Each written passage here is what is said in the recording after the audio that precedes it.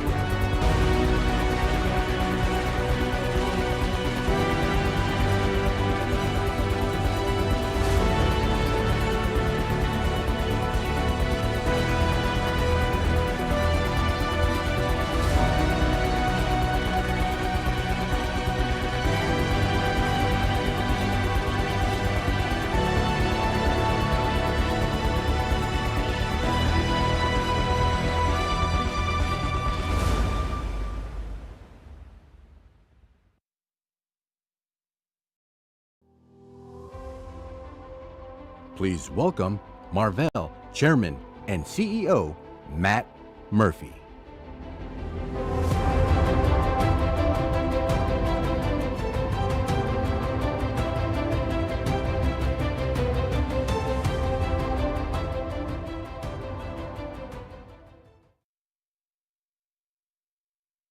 It's great to be here to kick off day one at COMPUTEX, and it's great to be back here in Taiwan. You know, the first time I came here was nearly 30 years ago. It was my first business trip to Asia. And I remember back then visiting some of the key technology companies here at the time. Many of them were still young, small companies, emerging companies. And today, those same companies have become the most important technology leaders in the world. Now, I've had the opportunity to come back many times and see Taiwan continue to grow in importance as one of the world's leading technology centers. And today, so much of the future of AI infrastructure is being built right here. I have a question for all of you. What defines the performance of AI infrastructure? Now, maybe you're thinking about the processor, the GPU, the XPU, or maybe it's the process node used to build it. 3 nanometer, 2 nanometer, or soon A14, A16. Those are great metrics. They tell you a lot about the speed, the efficiency, and the density of the compute. And AI workloads are certainly compute intensive. But that's not the whole story. Now you might say, well, what about memory? AI workloads are incredibly memory intensive as well. More memory, higher bandwidth. All of that matters. It's all critical, no doubt. But that's still not the defining characteristic of the system. Because one processor, no matter how fast it is, no matter how much memory it has attached to it, is simply not enough for today's AI workloads. You need tens of thousands and eventually millions of processors working together as a single massive compute engine. That's why computing at this scale is fundamentally a connectivity challenge.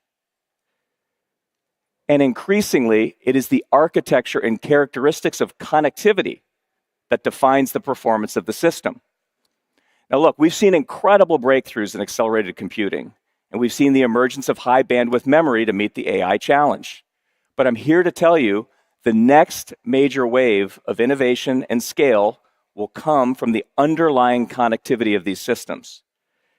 And as those connections move from copper to optical, they will unlock new architectural possibilities. So today I'm going to explain why connectivity is becoming one of the defining characteristics and challenges of the AI era, and why this technology transition matters to optics. Now, this isn't something far out in the future. It's happening right now, this year, next year. We're in the ramp. And at Marvell, we've been preparing for this moment for nearly a decade. We built the company very deliberately around the infrastructure required to move data at massive scale. And to understand why we made that bet, let's go back in time, 10 years ago when I joined Marvell as a CEO. So prior to Marvell, I spent 22 years at one company, Maxim Integrated Products, which was a leading analog semiconductor company. And one of the unique things about working at an analog company is that your products go into virtually every piece of end equipment, every electronic system, every end market in the planet. So over those 2 decades, I had a front row seat to just about every major technology trend. First personal computing, then notebooks, digital still cameras, smartphones, eventually data center. And I watched wave after wave of technology reshape the whole industry. So I joined Marvell, and I didn't start off actually thinking about, well, what products do we have? I reflected on where the industry was headed.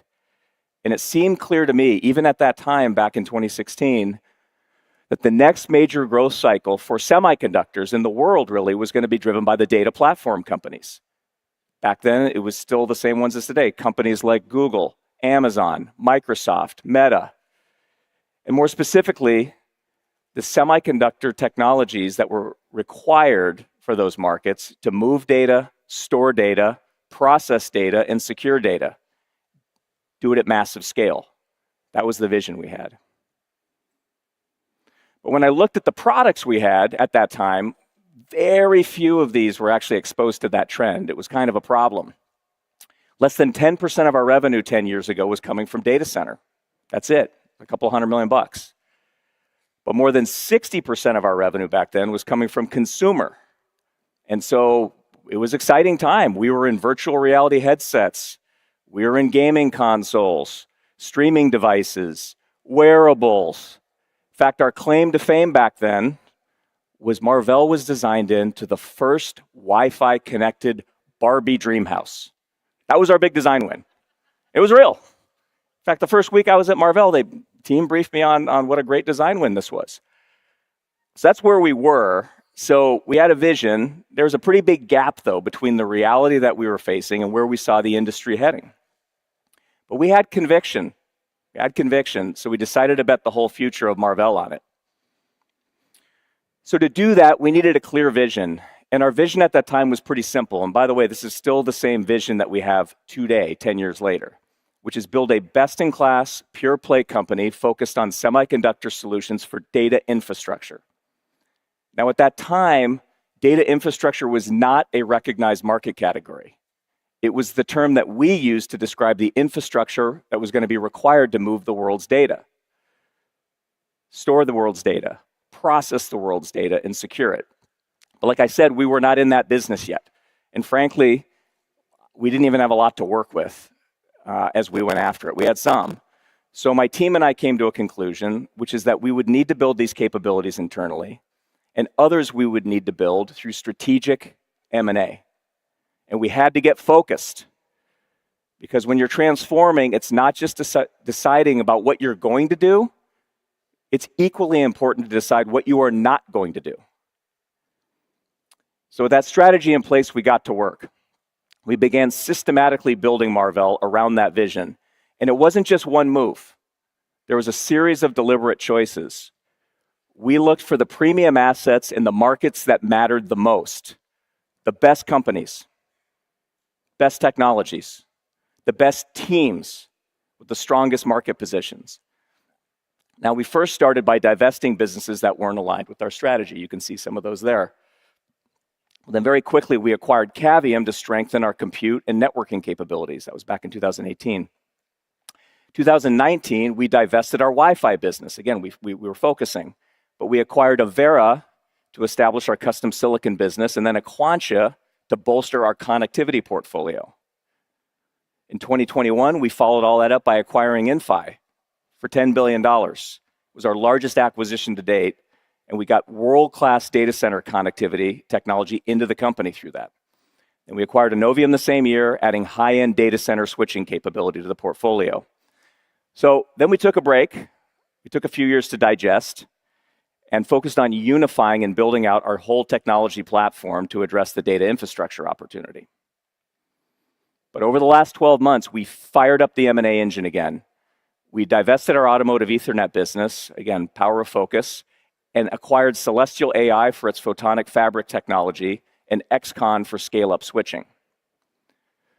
So if you add it all up, over the last decade, we've invested roughly $22.5 billion through acquisitions.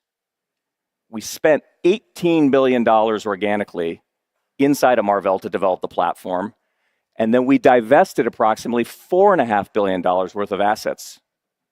So all in, we've invested roughly $36 billion investing in this platform.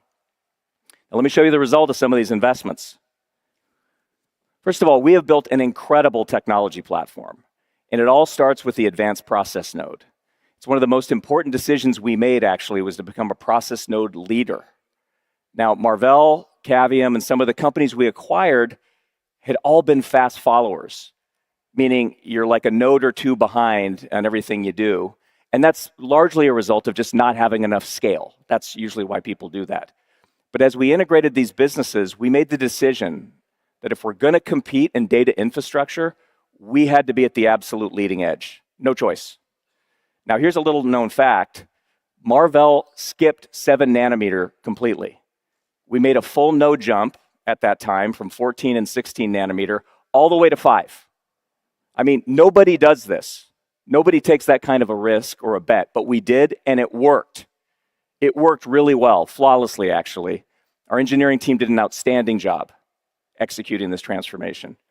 So in early 2020, we released our first world-class IP platform, complete with die-to-die interfaces, custom SRAM, high-speed SerDes, and more. Now, SerDes is a good example of how we built this platform. It combined Marvell's own core engineering strength with exceptional talent from Avera, Aquantia, Inphi, and others. Now, today, that is a 1,500-person organization at Marvell, second to none in terms of engineering scale and capability. So to support the process data portion of our mission, we built a best-in-class custom compute platform, working in deep partnerships with the world's leading hyperscalers. And that business has been doing very well for us. In store data, we built a whole portfolio of storage controllers, CXL-based memory poolers, and near-memory compute. But here's where we really went all in. That was in data movement. And this is where our high-speed connectivity portfolio, and when you look at Marvell's data center business today, the vast majority of our revenue actually comes from connectivity. From high-speed optical interconnect inside the data center to long-reach optics between data centers to high-speed switching infrastructure. So today, we are the undisputed connectivity leader. And when you step back and look at what we built and where the market ultimately went, I think the results speak for themselves. So back in 2016, Marvell was a $2.3 billion company. As we embarked on the transformation, actually in the first 5 years, we doubled the company, $4.5 billion in revenue. Over the next 5 years, our growth accelerated. And according to consensus estimates on Wall Street for the current year we're in, we're set to grow about 2.5 times over the last 5 years to $11.4 billion. But in the recent couple of years, if you actually drill down, Marvell has been growing like 40% a year. So the growth rate is actually accelerating in the last few years. So at this point, Marvell is off to the races, okay? And based on the outlook that we shared in our earnings call last week, consensus estimates have come up and they expect us now to deliver $16.4 billion in revenue next year. So as I said earlier, when we started this journey, data center represented less than 10% of our revenue, and we bet the farm on it. Last quarter, it was over 75% of our revenue and growing very rapidly. So this is a very different company than we used to be, and the thesis is largely played out. But we're still in the early innings of this infrastructure build-out. The next phase is all in front of us. It'll have a different set of requirements, and that brings us back to connectivity. So for the past several years, as AI has created new demands on the infrastructure, we've seen the industry solve one major bottleneck after another. And first, it was compute. The industry needed dramatically more compute to enable modern AI.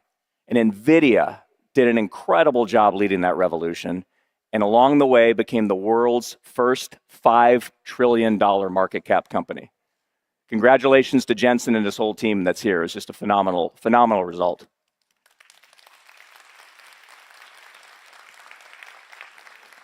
Next came the memory bottleneck. Larger models required enormous amounts of memory and bandwidth, and the memory companies are scaling aggressively now to meet that demand. And just recently, we've seen 3 new $1 trillion market cap companies emerge in that market. But the bottleneck is shifting again. Now it's connectivity that will define the limits of the infrastructure, just like with compute and memory. The industry will rally to meet this challenge. Now, this isn't just me saying this. This is what we're hearing from our largest customers. The world's largest hyperscalers are now reimagining their entire network architectures. They recognize that scaling AI infrastructure is now, first and foremost, a connectivity challenge. As reasoning models, mixture of experts architectures, agentic AI, it all continues to evolve, more data has to move across the infrastructure, demanding higher bandwidth and lower latency. And as workloads no longer fit within one data center, guess what? They need to build larger data centers or full campuses full of data centers and all the high-speed connectivity between them. Thus, the connectivity becomes a critical enabler of scaling compute. And increasingly, our customers recognize that optics is the way forward. And they're looking to leaders like Marvell to help them build larger, faster networks and at scale. So when you look across the semiconductor industry at the leading companies supporting this infrastructure build out, it becomes clear each of us is focused on a different part of the infrastructure. And that shows up in the revenue mix. Some of the companies are compute first.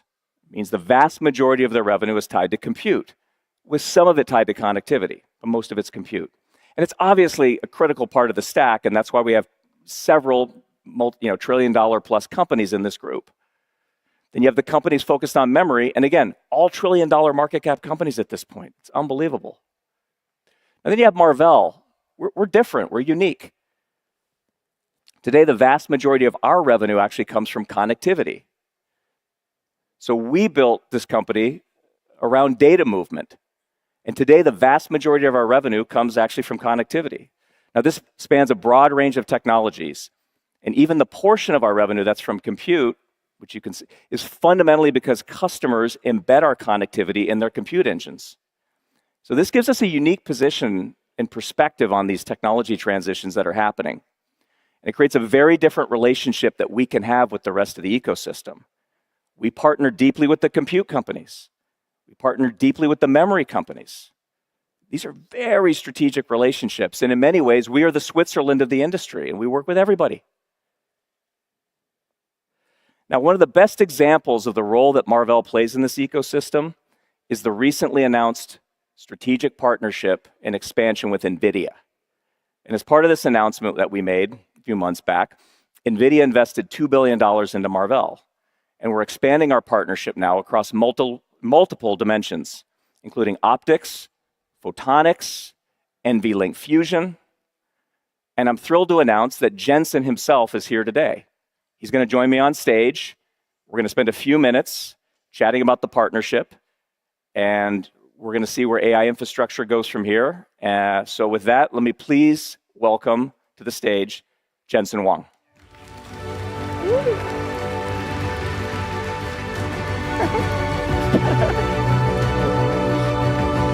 What's up, Jensen? How you doing? Boy, that's a huge stage. Good I to had run a long way. Are you out of breath? You okay? I know. Let's fire up. Good to see you. 大家好. There you Nice go. to see you. Yeah. Congrats on a great kickoff yesterday, GTC. You guys are off to the races this week. Thank you. Look, maybe you heard some of what I just said. So we're talking about connectivity today. The next $1 trillion company, ladies and gentlemen. Whoa! That would be exciting. Let's do it together. Yeah. Let's do it together. But it really all starts with what's happening today in AI infrastructure kind of more broadly. So how do you see that, like just from the big picture standpoint? We're at this extraordinary moment, customer demands through the roof. How do you see connectivity playing into this and the interconnect that's required? Yeah, that's really great. You know, yesterday I said that useful AI has arrived. It's the reason why your demand is going through the roof. It's the reason why my demand is going through the roof. Yeah.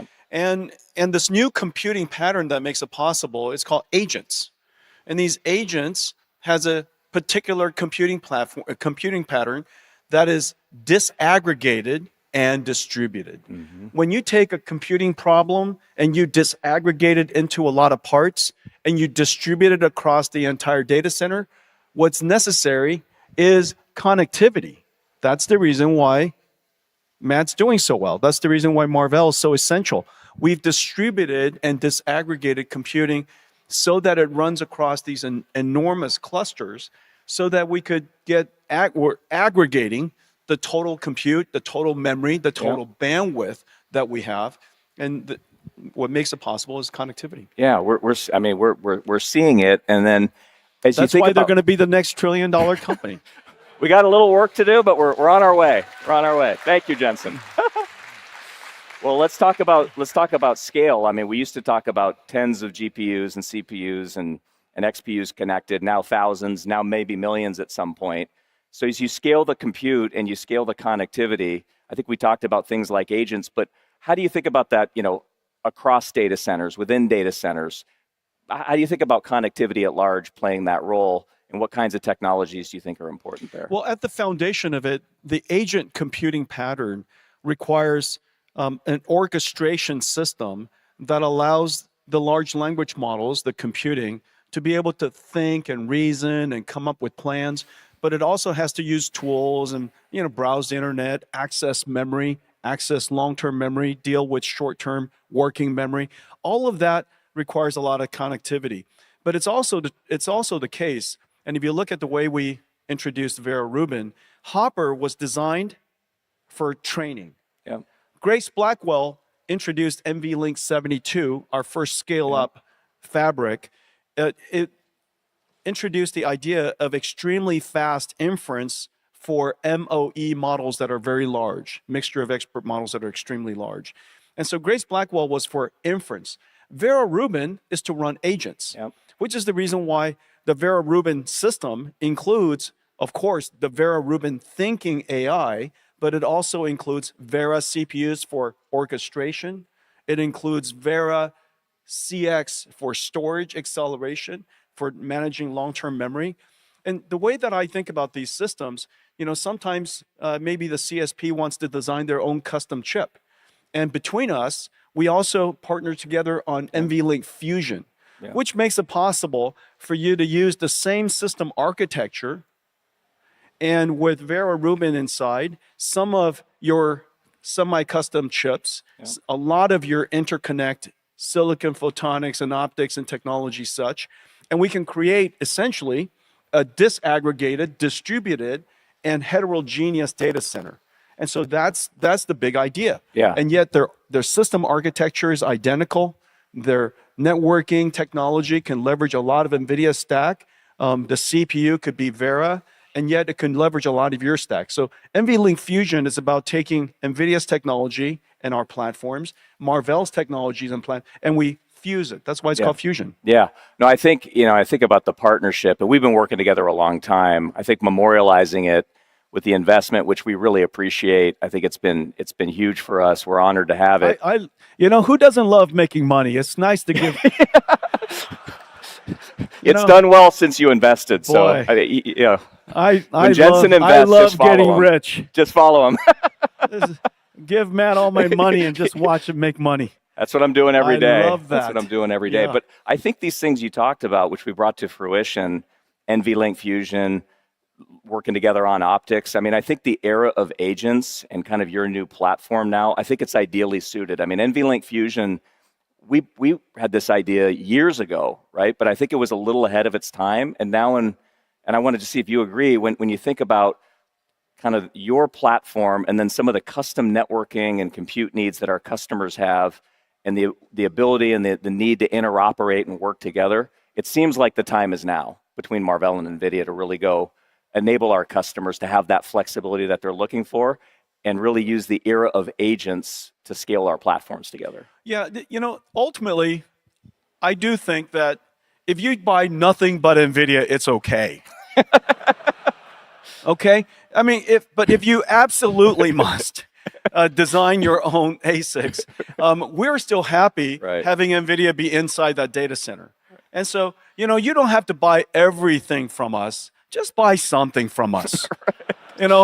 We're happy to support you and support the customer. And so I think that between the two of us, you have the benefit of a general purpose, very high efficiency, a system that is very well built, starting with, of course, Vera Rubin. But anything that you want to extend, to specialize, you can do so as well, which is the reason why your customers and mine, NVIDIA's in AWS, Marvell's in AWS, NVIDIA's in all of the clouds. And it's wonderful to see Marvell expand into all of these different clouds. Yeah, great, thanks. Hey, one last one for you. Just leave some business for me, Look, we're your best salespeople right now. Well, you have great I'm salespeople. your best salesperson.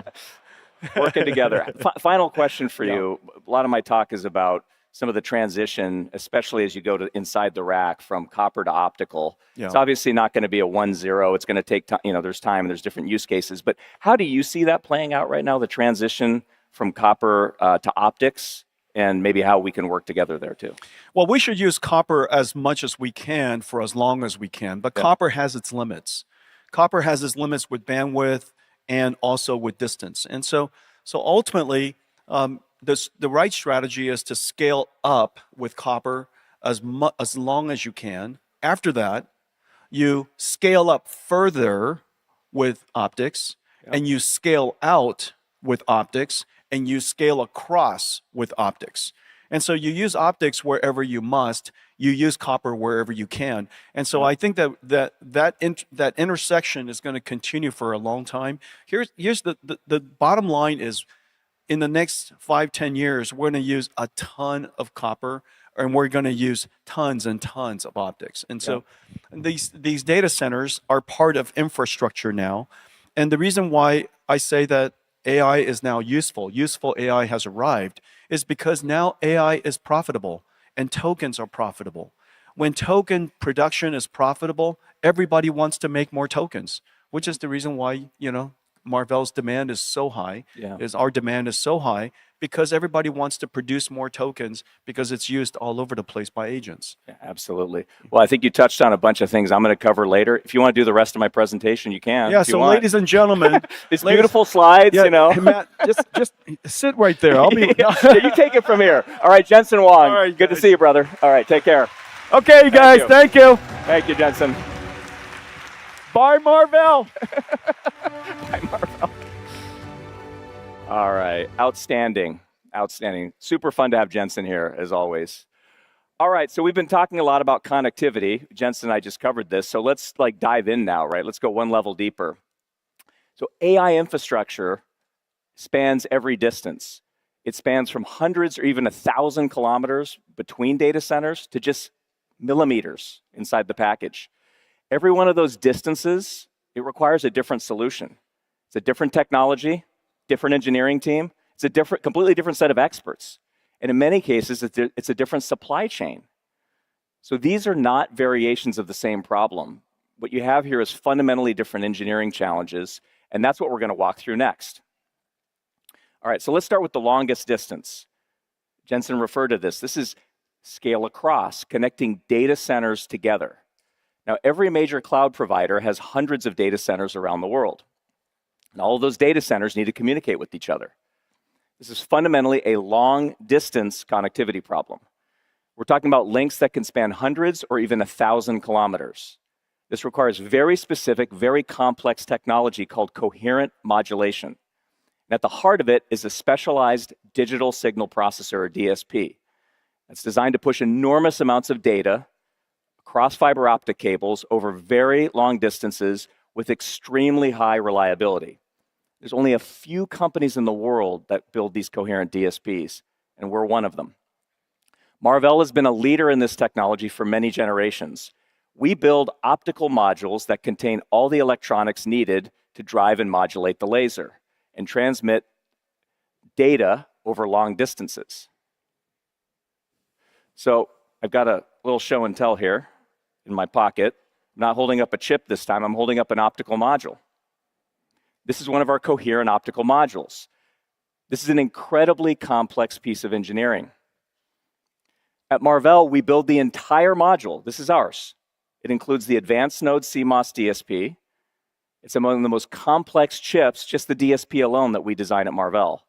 But it also incorporates inside our 4th generation silicon photonics technology. That's inside here.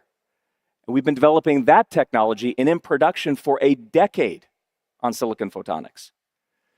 It also includes our own broadband analog components that we designed, which is designed in silicon germanium. So Marvell pioneered this technology starting with 100 gigabits per second a decade ago, then moving to 400 gig, and now shipping 800 gig in volume. And later this year, we'll be sampling the world's first 1.6 terabit 2 nanometer coherent optical solution. And that couldn't come at a better time. Demand for bandwidth has never been greater. All right, now let's go inside the data center. So these data centers can be very large, spanning hundreds of meters, and they contain racks and racks of compute servers. Now each rack typically has a switch at the top with servers connected into that switch. Those rack level switches connect to the spine and then the core switches. This creates the networked fabric that ties the entire data center together. And all of that is connected through fiber optic cables. Now, once again, optical modules drive data transmission over those fiber optic cables. But this time, the modulation scheme is different. Instead of coherent technology, we use a more power-optimized modulation technology, which is called PAM4. So the two key semiconductor solutions for this part of the market are the PAM4 chipset inside the module, and then the cloud switching infrastructure that ties the data center together. Marvell builds both. Starting with the PAM4 chipset, we build the industry's leading PAM4 DSP solution. And also the high-speed analog components that go around them, including transimpedance amplifiers or TIAs and laser drivers. These are also in silicon germanium, by the way. And we've led the industry through every major transition of PAM technology, starting at 50 gig, 100 gig, 200, 400, and 800. Then last year, we began ramping Marvell's 1.6T 3-nanometer PAM4 solutions, leading the industry's transition to 1.6T connectivity. Now, for Ethernet switching, Marvell has a similarly complete portfolio of products, from 12.8 terabits to 51.2 terabits. And today, we announced our new 100T Ethernet switch, specifically designed for AI data centers with the industry's lowest power. Woo! Special announcement for COMPUTEX. We waited. So you put it all together, we provide a complete solution for connectivity inside the data center. Now let's move inside the rack. The goal here is to connect the largest possible number of processors together in a full any-to-any configuration. In other words, every processor can communicate directly with every other processor. And Jensen talked about this. The first company to bring this architecture to market was NVIDIA with NVL72, named for the 72 GPUs connected together inside a single rack. And this required a completely different approach to connectivity. It was a different class of switch and the ability to drive very high-speed signals over copper backplanes inside the rack. So today, this is not the domain of optics. This is the domain of copper. And the core differentiator here is the electrical SerDes technology, not the optical. Now, Marvell also has leading electrical SerDes at 200 gigabits per second today. And we've demonstrated already over the last couple of years, 400 gigabits per second for the future. So we're building this SerDes technology into our customers' custom silicon and their XPUs, and also into our own scale-up switches. All right, now let's go all the way inside the package. Here we're not talking about meters anymore, we're talking about millimeters. And you might not actually think about this as a connectivity challenge, but today, most advanced chips have multiple chiplets inside the package. So when you have 2.5D or 3D packaging, it's fundamentally a connectivity technology, actually. And it allows these chiplets to sit very close together inside a package and communicate through ultra-high-speed, short-reach die-to-die interfaces. Now, Marvell has leading die-to-die SerDes and leading capability in advanced packaging, allowing our customers to build some of the most complex, unique multi-die chips in the industry.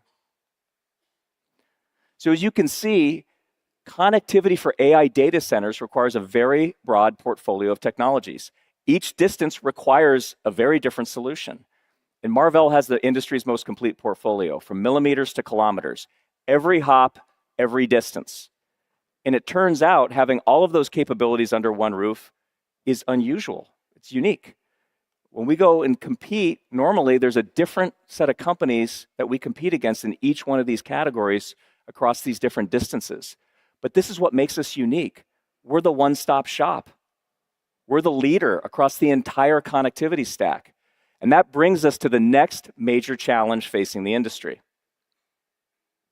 So what you probably notice as I describe these different solutions in the last couple of slides is there's different solutions for different distances, and that some of those connections today are optical and some of those connections today are electrical. And it's actually defined by distance. And so the connections on the left side of this chart are optical today. That means they use fiber optic cables to transmit light with complex electronics on either side of the cable to drive and modulate the laser that's transmitting that light. The connections on the right side of this are electrical. So they use copper cables or just copper traces that are printed on the circuit board, or even microscopic copper routing inside the package. So the common theme here is copper. And in the middle, you see the wall, the copper wall. And the wall is defined by the longest distance you can transmit a signal over copper. So before you have to move to an optical connection. So this is an important distinction because copper is simple and it's low cost. And as Jensen said, you want to use it for as long as you can. It's very practical. But optics is more complicated. It requires lasers, photonics, complex electronics. So it's a bigger lift, but it's going to be needed.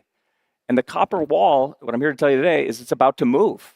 It's going to move again, and it's going to take over the rack itself. So this is creating an explosion in demand for the optical industry. And incredibly complex engineering challenges are coming and along the way. So why is this happening? So it's not just somebody's preference to go do this. This is physics. The distance a signal can travel over a copper cable is inversely proportional to the bandwidth. So every time you double the bandwidth, you have to cut the distance in half. Today, the highest speed production systems in the world run at 200 gigabits per second per lane, just to give you an example. So at that bandwidth, the cable length is limited to roughly 2.5 meters. Now, by comparison, systems running at 100 gig could use about 5-meter cables. And the height of the rack is about 2 meters. So once you account for all the routing inside the rack, 2.5 meters is right at the limit. So when we move to 400 gig, we can no longer fully connect the rack with copper. So the wall is moving, and it's moving now. And going forward, even the connections within the rack will become optical, and the whole industry knows this is coming. So we've been preparing for this moment, not just Marvell, but the industry. And you see this in Taiwan, by the way, in the supply chain and the ramp up that's happening. The ramifications for this are actually enormous because each time the wall moves one step to the right, the number of connections that you have goes up by at least an order of magnitude. So it's creating this explosion in demand, as I mentioned, and the optical supply chain needs to scale up massively and be ready. But we've seen this movie before, okay? I mean, 20 years ago, and I remember this, when state-of-the-art was 10 gigabits per second inside the data center. It was 10 gig. And we used copper cables all across the data center. Optics back then was reserved for just very, very long distances. It was essentially like a telecom technology, but when the wall moved, the optics industry actually rose to the challenge. And today, all the hyperscale data centers in the world, they're all optically connected. And as we saw in that transition, it did require new solutions. You couldn't use the same power-hungry kind of telecom approach, which is where PAM4 came in. It was optimized for power, density, and reach, and requirements specifically tuned to inside the data center. And Marvell was one of the key innovators there. So we're about to see the same wave of innovation needed as optics moves inside the rack. And that's with a technology called co-packaged optics, or CPO. You hear a lot about this now. I'm going to tell you more. CPO is a technology where we bring the optical connections all the way to the package itself, right next to the compute, either the custom compute or the switching silicon. And the fundamental challenge we're solving with CPO is density and power. Now remember, the number of connections inside the rack is like 10x the number of connections between the racks. So if we just try to use the same optical technology used across the racks in the data center, you wouldn't have enough power, you wouldn't have enough physical space, you cannot fit all these standard optical modules and cables as they are today. It just doesn't work, it's not possible. So the industry has been inventing this co-packaged optics concept, which brings the optical fiber right to the package, and it tightly couples the electronics that drive the signal over the fiber directly with the custom compute or switching silicon. So this is a massive change, and it's hard because you're combining some of the most advanced technologies in the chip industry, leading edge CMOS, silicon photonics, advanced packaging, optical interconnect, all manufactured in a small, tightly integrated system. So the complexity is very high, but it's the only way to continue scaling bandwidth and overcome this limitation that I talked about with copper, while reducing power at the same time. So this is where the industry is headed, and this is one of the reasons that Marvell has invested for more than a decade in silicon photonics, optical DSPs, all the analog broadband components around it, actually in CPO. So this isn't some futuristic thing, guys. Okay, it's happening now.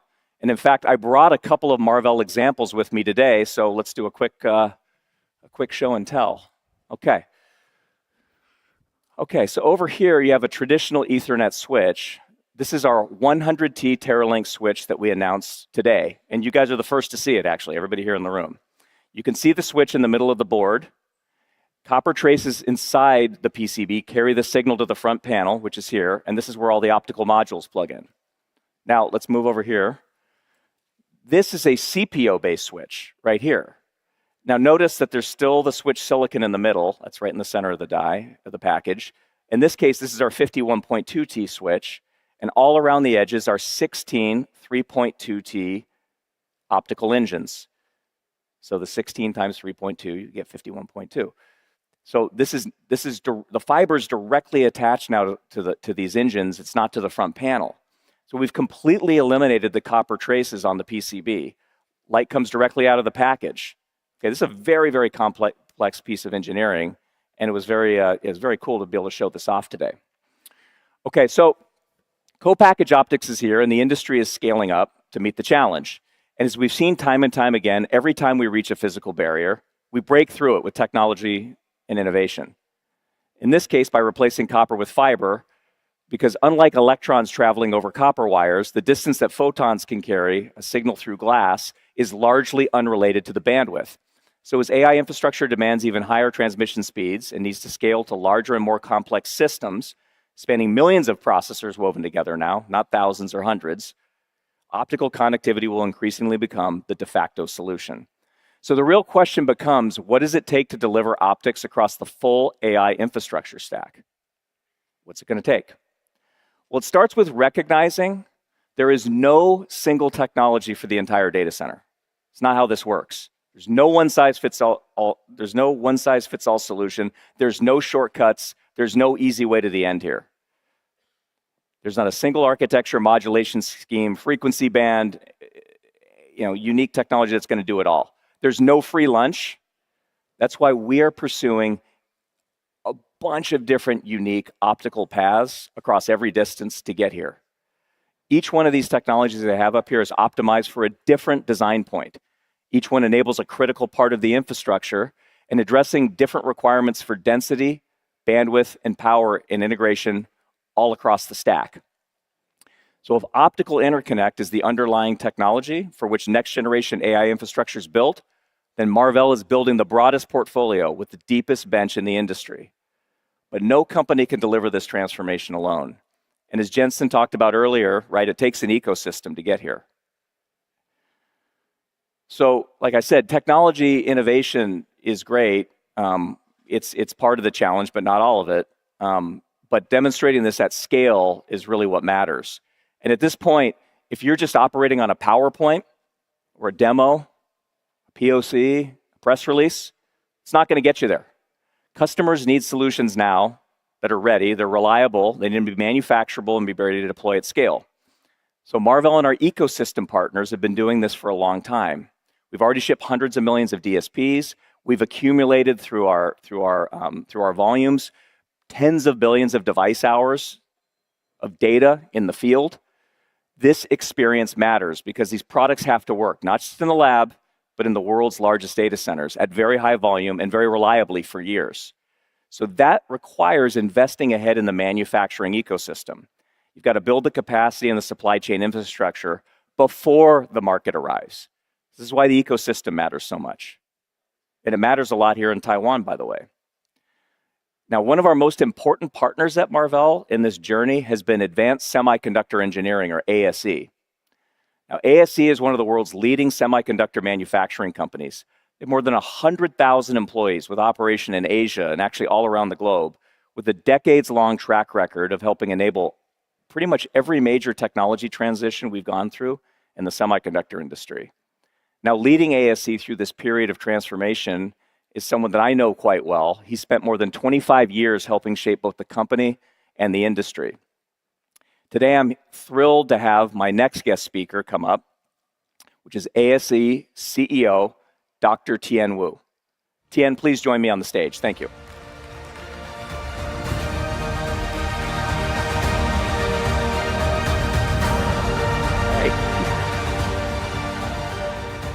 Tien, how are you? Thank you for inviting me to COMPUTEX. Great to see you. Yeah. It's an honor to have you on stage with us. Well, it's my honor. Look, you've we've been working together a long Yeah. time. And, when I became the CEO, we had a set of ambitions. We talked to a lot of our suppliers. I've known you even before I was the Marvell CEO, when I was an executive back at Maxim, and we worked together there. But part of what, and maybe explain to the audience too, that sometimes people don't realize is that as a key supplier into this ecosystem, you have to make bets, right? You got to make bets on the companies you work with. You got to make bets on who you think is going to be successful. And we really appreciate that ASE bet on Marvell very early. And we've seen great success actually based on that. But I'm just curious if you could share your perspective maybe on where Marvell was, what your thought process is, and then where are we today in our journey together? So it'd be great to hear from you, Tien. Thank you. I think the best way to describe this is a gradual process. The first decision was not difficult.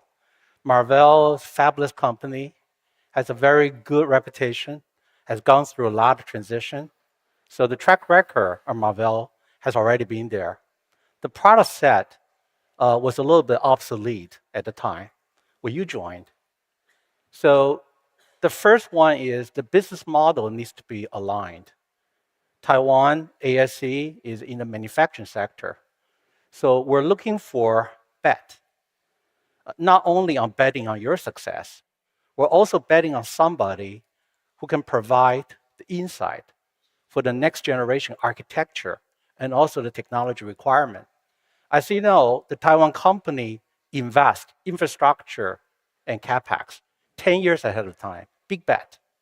We're only counting on whatever capacity we put it in will be needed and will be utilized. Right. That's how we make money. Right. So betting on company that we believe will give us very good insight well into the future becomes very important.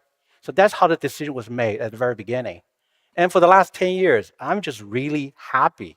Everything that we talk about it was a dream 10 years ago. It was a dream. And today, we are going to ship it. And you just mentioned that you're going to have 40% growth for the next few years. I believe you're going to beat that. Right. So we're busy now preparing the capacity for you. Yes.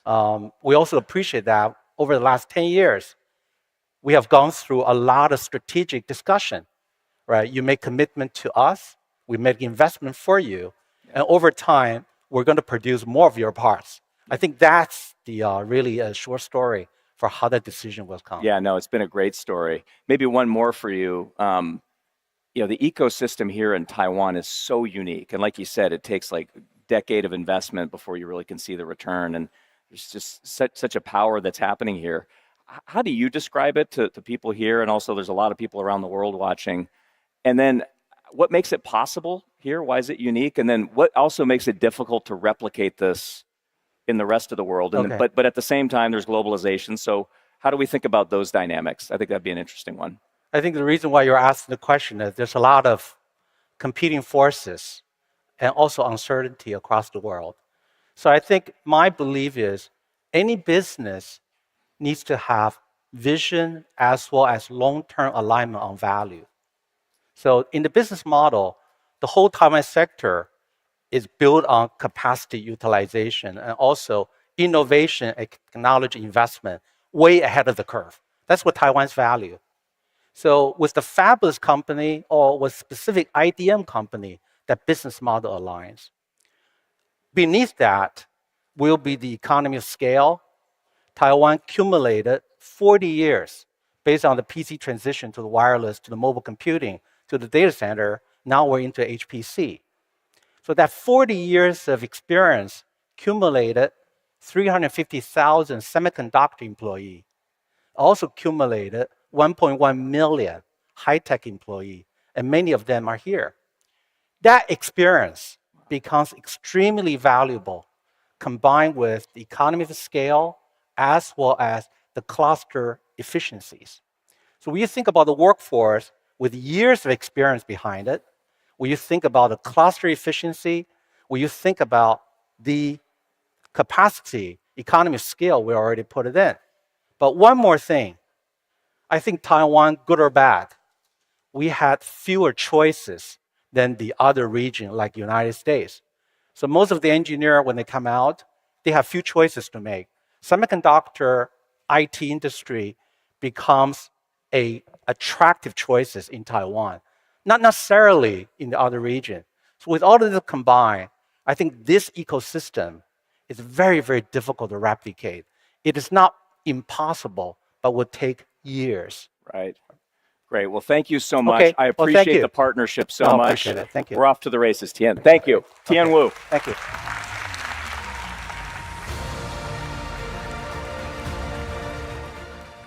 Okay. So, like we said, the future of AI data centers is all optically connected infrastructure. And you heard him say it, right? This is going to drive a tidal wave of growth, innovation that's needed in scale and manufacturing.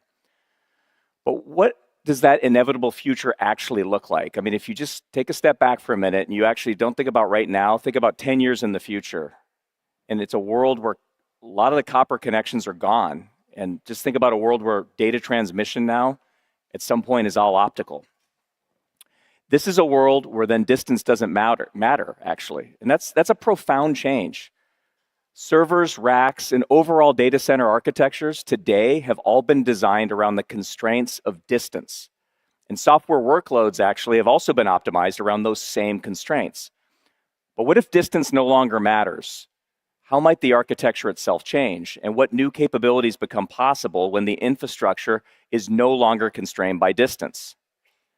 So let's start with the scale-up network in the rack. As we discussed earlier, this is where we can connect the largest possible number of processors together in a full any-to-any configuration. Now, in the past, the size of this domain was limited by the length of the copper connection, but with optics, distance doesn't matter.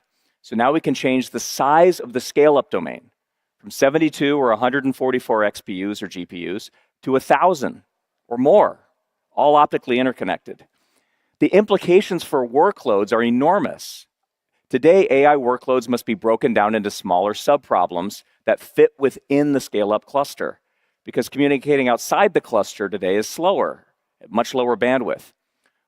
But optically interconnected systems can manage workloads on an order of magnitude larger. And it does not stop there, by the way. What happens when the optical connectivity comes inside the server itself? Modern AI servers are composed of a certain number of CPUs, XPUs, memory, and network interfaces. And the reason they're all in the same system is because of distance. The CPUs and XPUs need to access memory at very, very high bandwidth, which means they need to sit right next to each other on the board, with copper traces serving as the connections between them. But in a future where these connections are all optical, distance actually doesn't matter. You can imagine a completely disaggregated architecture. XPUs in one system, memory in another, agentic CPUs in another, which unlocks another possibility. In today's systems, the ratio of CPU and XPU or GPU, it's fixed. So these ratios have to be defined at the time the system is built and deployed. But no two workloads require exactly the same ratio. Jensen talked about this actually, which means at any given time, some portion of the computer memory could be underutilized for a given workload. That costs money. But once we decompose the system into separate pools of compute memory, and they're all optically interconnected, we can then decompose dedicated systems on the fly, which are then optimized for whatever the workload is. So imagine future data centers, a globally optically interconnected data infrastructure. These rigid boundaries we have today in the systems we have, they begin to disappear. Compute can now be pooled. Memory can be pooled, and infrastructure can be composed dynamically at scale. For the first time, architects can begin designing AI systems around the needs of the model, not around the limits of the interconnect. So this is where AI infrastructure is headed. It's a data center without distance, where compute, memory, networking, and photonics operate as one unified system, where millions of resources across the data center can work together as if they were one machine. An architecture defined by the needs of the workload, not the limits of the connectivity. We believe this is the next era of computing infrastructure, and Marvell is helping build the connectivity foundation that will make all this possible. Thank you very much for your time today.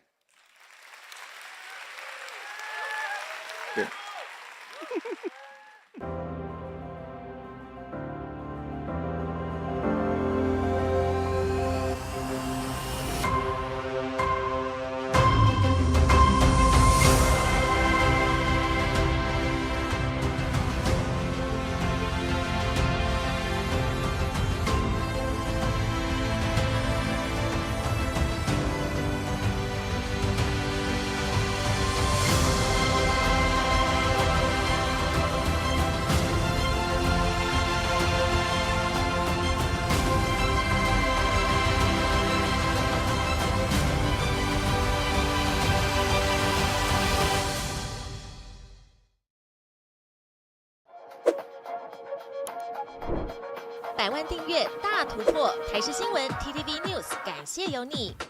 重要直播随时掌握，时事新闻不漏接，一刀未剪，新闻看得更完整。国际重大事件 ，catch 时事最新脉动，按赞订阅，开启小铃铛。